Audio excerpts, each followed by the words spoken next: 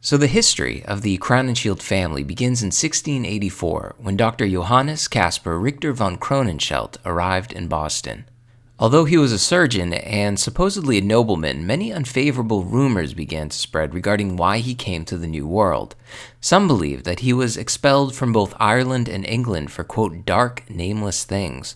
Others whispered that he was trying to escape gambling debts, and one or two claimed that he had killed a man in a duel.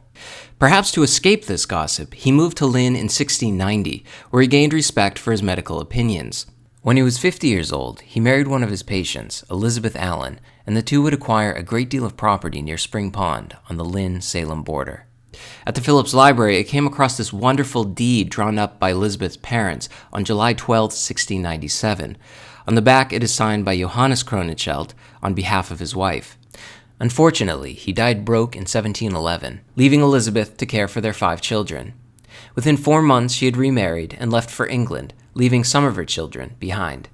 One of them was John. At 15 years old, he was apprenticed to a local rope maker and was soon sailing coastal schooners. He was good-humored and hard-drinking, tough and irreverent, a solitary man who liked to fish for cod alone and sometimes sailed as far as George's Bank. He would become a captain and eventually a merchant that shipped many barrels of mackerel to the Leeward Islands. According to one historian, John was, quote, the first Crowninshield to turn to the sea, the first to own a vessel, and the first of many to marry money. In 1722, he sued for the hand of one Anstis Williams, and the two were married on September 27, 1722. 5 years later, they had built a frame house with a great central chimney located at 108 Essex Street. Here, they raised 10 children, and later, one half of this house would be rented to the famed diarist, Reverend William Bentley. This photograph shows its original location. You can see the Hawthorne Hotel was built to its immediate left. In 1958, the hotel donated the house to the Essex Institute with the condition that it be moved to clear room for a parking lot. It now sits safely restored on the PEMS campus, although house tours are no longer given.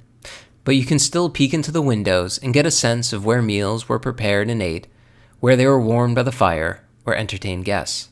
By 1750, this medical receipt shows that the captain was using the last name of Crowninshield, but another receipt 3 years later finally shows the present-day spelling of Crowninshield.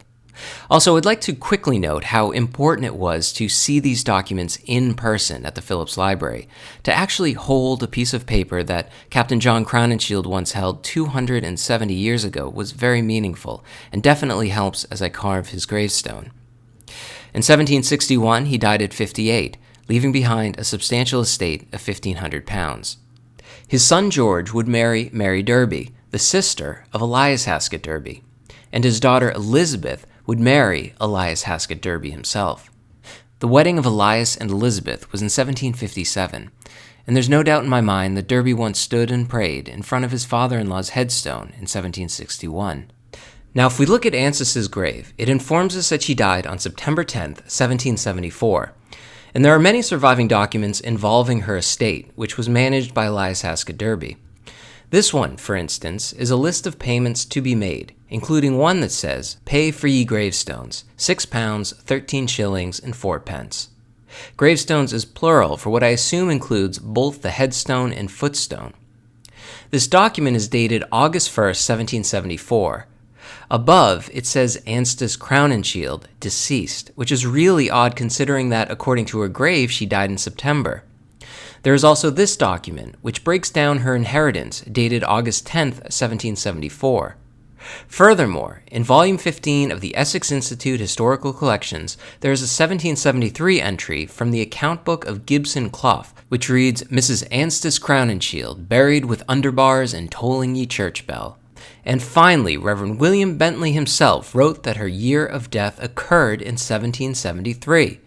Because of all this supporting evidence, we must conclude that Anstis Crowninshield did in fact die in 1773, despite the year on her grave. Thanks for watching, guys. If you enjoyed this video, please be sure to like and subscribe. And to support future content, please consider donating to my Patreon, Stones Over Bones.